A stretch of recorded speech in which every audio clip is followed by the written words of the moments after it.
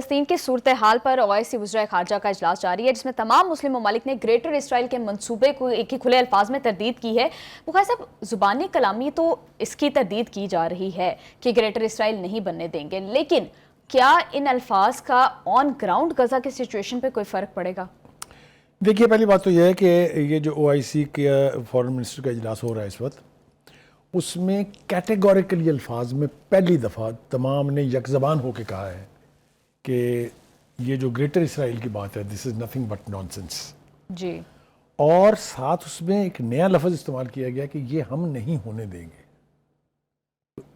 اس اعتبار سے اگر ڈپلومیٹیکلی اس کو دیکھیں آپ تو یہ پہلا سیریس پریشر ہے، not only towards Israel but towards America also, کیونکہ جیسا ہم کہتے ہیں کہ جی سارے ملک جو ہیں یہ تو تفیلی ہیں جی امریکہ کے جی، تو میں سمجھتا ہوں کہ اس لیول کے اوپر یہ تلخ زبان جو ہے اٹ مینز اے لاٹ، یہ میرا ماننا ہے۔ ایک بات، دوسری بات یہ ہے کہ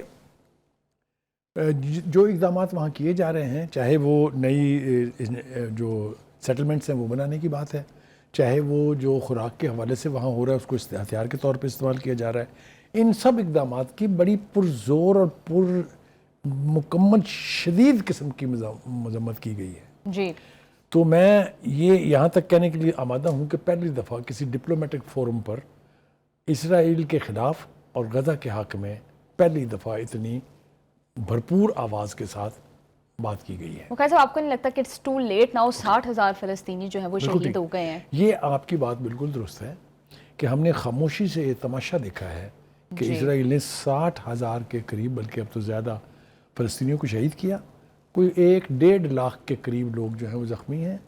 جس طریقے سے بھوک کو ہتھیار کے طور پہ استعمال کر کے معصوم بچے بلک بلک کے مر رہے ہیں، یہ منظرنامہ اس سے پہلے مین کائنڈ میں کسی نے نہیں دیکھا۔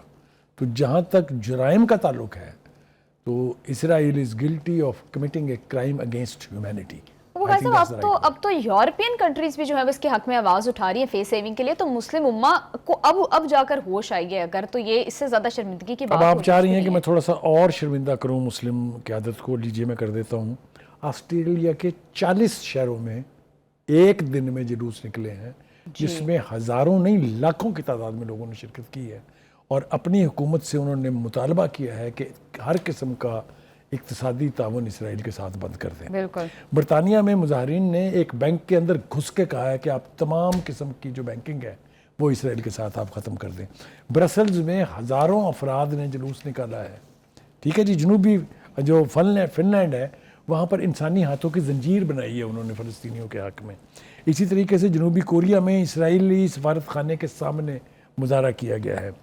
اسرائیل کے اندر خود نیتن یاہو کے خلاف اتنا بڑا مظاہرہ ہوا ہے کہ آنکھیں کھل جانی چاہیے پوری دنیا کی۔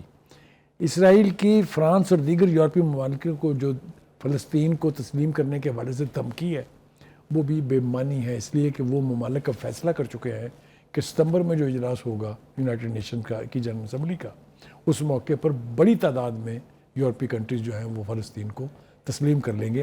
تو ڈپلومیٹیکلی تو اس کا فال بیک بہت خوفناک ہے۔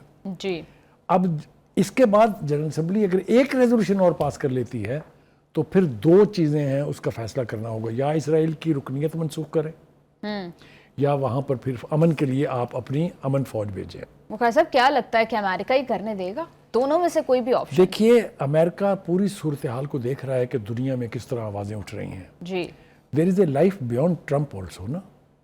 اس وقت امریکہ کے انٹرسٹ کو جو ذوف پہنچ رہا ہے یا جو نفرت بڑھ رہی ہے امریکہ کے خلاف، اس کے آنے والے وقت کے اندر بڑے کانسیکوینسز ہیں۔ اور بخاری صاحب، پبلک اوپینین نے تو بڑی بڑی ریولوشنز لے کے آیا ہے، پبلک اوپینین بہت اسٹرانگ ہوتا ہے۔ ایبسولوٹلی، وہ کہتے ہیں نا کہ کہہ کو خلق خدا غائبانہ کیا، ٹرمپ کو یہ غور کرنا چاہیے کہ اس کے بارے میں اب کیا کہا جا رہا ہے۔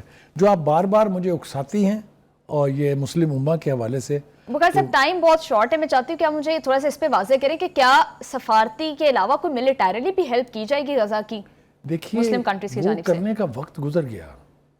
80% غزہ پر تو اس وقت اسرائیلیوں کا قبضہ ہے جی، اور 20 لاکھ بندے اس باقی کے علاقے میں محصور ہیں۔ اس وقت تو یا یونائٹڈ نیشن میں داخلت کرے، اپنی امن فوج بھیجے وہاں، اور یا مسلمانوں کو غیرت آ جائے اور یہ کریں۔ لیکن وہ بہزاد لکھمی نے کہہ دیا تھا، اس دور میں آئے دوست زبوں حالی مسلم، دیکھی نہیں جاتی ہے مگر دیکھ رہا ہوں، فریاد سے ہلتے نہیں کیوں عرش کے پائے، مظلوم کی آہوں کا اثر دیکھ رہا ہوں۔